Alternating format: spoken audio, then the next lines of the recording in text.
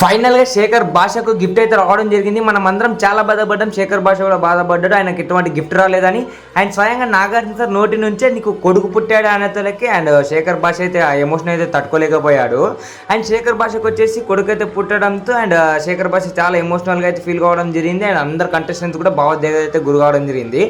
And ఇంకోటి వచ్చేసి శేఖర్ భాష అండ్ వాళ్ళ భార్య ప్రెగ్నెంట్ ఉండడం ఈ వారం ఎలిమినేట్ అవుతాడు అన్నారు. కానీ అండ్ ఇప్పుడు వచ్చేసి మనం చూసుకుంటే శేఖర్ భాష సేఫ్ అనమాట. నెక్స్ట్ వీక్ వరకు అయితే సేఫే ఉంటాడు అనమాట. అండ్ అటు నెక్స్ట్ థర్డ్ వీక్లో వచ్చేసి ఓటింగ్ పోల్ అటు ఇటు ఉంటే ఏమో చెప్పలేం. కానీ అండ్ ఈ వారం అయితే శేఖర్ భాష వచ్చేసి 100% సేఫ్ అనమాట.